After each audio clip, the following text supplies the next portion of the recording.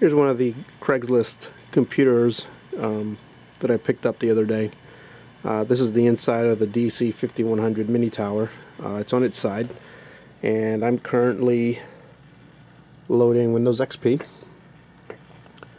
So while this is running, I figured I'd show you what the inside of this thing looks like. You can see these little tabs here actually hold in hard drives, and you have to screw in these special posts that are provided in the case anyways. At least there's extras. You can kind of see those here. And what you do, I'll show you here, these line up. You line the little post there with the groove, and the top and the bottom, and they snap in. This is just a Pentium 4. There's a gig of memory.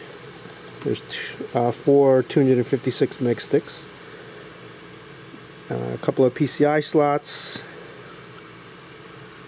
and just a regular CD-ROM. There were two of these. The other one wouldn't boot up, and in the interest of time I just left it alone and moved on to this one. When I get a minute, I'll try to look at the other one and see what's going on with it. Otherwise, you know, it was a $5 computer, and I can pull out memory, hard drive, power supply, that sort of stuff. So I'll have some spares. Alright, on to the next one. Here's the inside of the compact D51C. I've already have it on its side and have taken it apart, at least the front and the side anyways. Got 3 PCI slots, AGP. This is a Pentium 4. I don't know what the speed is. I'll find out when I start it up. 500 megs of DDR memory. And one thing that's kind of interesting is that memory is sort of on an angle there, if you can see that. Just the way they designed the motherboard. IDE, floppy connectors. This guy right here is actually a 9-pin serial, and there's 2 of these on this board. Okay, I'm going to turn this on and see what happens.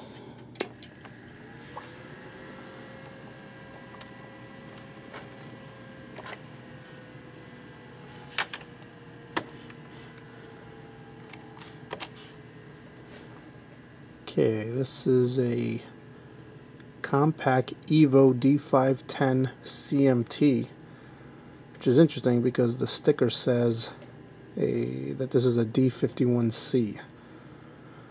Pentium 4, 2 gigahertz, 512 meg of DDR memory.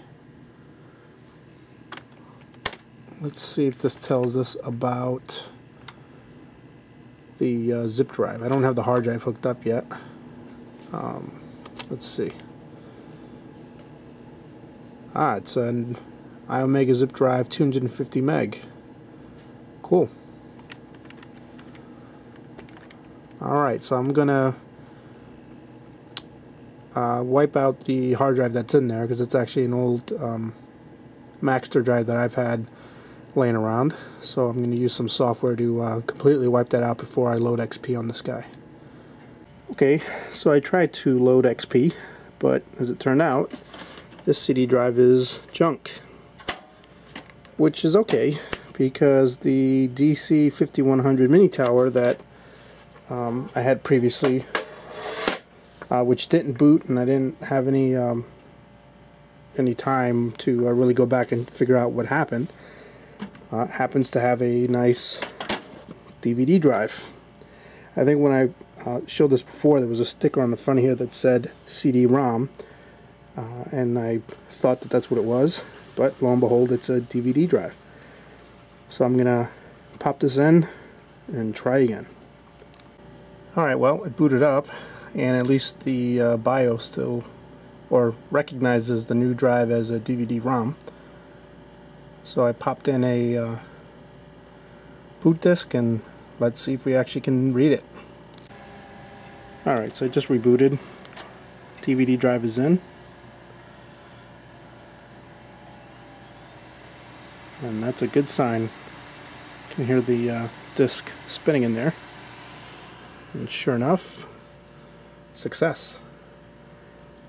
This is Derek's Boot and Nuke. It's a little utility that will destroy all data on a drive. It's like a disk cleaner. And I like to use this, especially if I'm using an existing hard drive that had some old stuff on it. So rather than just doing a format, I like to run this and totally wipe out and be totally sure that any data that was on there is going to be really gone. So I'll kick this off and we will let this go. This will probably take some time, but once this is done, I'll load XP and we should be done. Alright, so here's the next computer. This is the IBM Think Center with the long model name, MTM 8122-D1U. So I've already taken the front off and the side so I could show you what's inside. Front of the case, so you've got your CD-RW, DVD-RW, 3.5-inch floppy, front I/O. This grate here actually is part of the cooling system for the processor.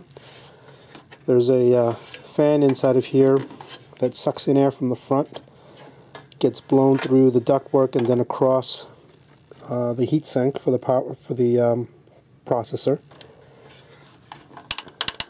This comes out, this part of the ductwork anyways,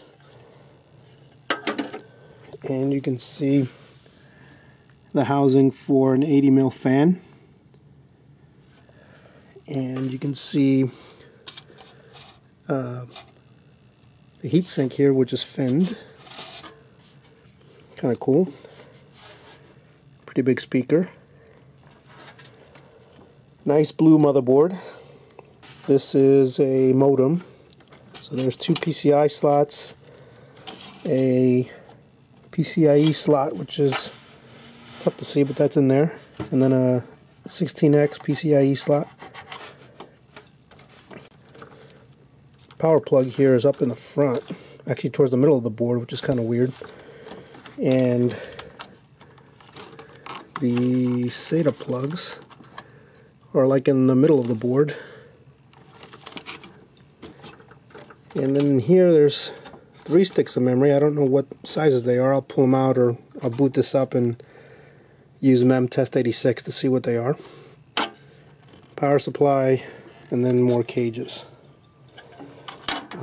This little cage here is held in by this little thumb screw, and this actually pushes back. I won't take it all the way out because I just put in the hard drive. Inside, this is your 3.5-inch floppy, and then this bluish purple caddy here actually holds in a hard drive and it just snaps into place. Here's what that caddy looks like on the outside. I actually got a couple of these because I have 4 of these IBMs. So you got your posts on the side, and then the plastic caddy. So you'll stick your drive in here, and then this would actually slide into the cage from the back and then snap into place. So you can see the snaps in here. And if I focus, the snaps here. Alright, so I booted up the IBM into memtest86, and it looks like we have a gig of memory, and that's two 256 meg chips and a 512 meg chip. It's DDR2 232 megahertz memory. Looks like we have a Pentium 4 running at 3 gigahertz, and I'm gonna take this offline and load XP on this guy. And I think the other 3 IBMs that I have in addition to this one are all the same. So I'll get these all loaded up with XP and get them ready to be sold. And that's really the point of taking a $5 computer and spending a little time to clean it out, refurb it, and load up XP. I can turn it around and sell it, and definitely get more than the $5 for each one of these guys. So, you know, and long term, I'm going to be using that extra money to fund my next computer build, and I'm looking to replace a Dell laptop that I'm using now as my main computer, and I'm looking to replace that with a new desktop PC. So once I get all these computers out the door and sold, alongside a bunch of other technology and some other hardware that I have laying around, that'll give me a good start on my next project.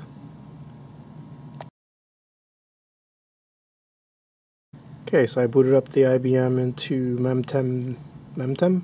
Yeah, that sucked.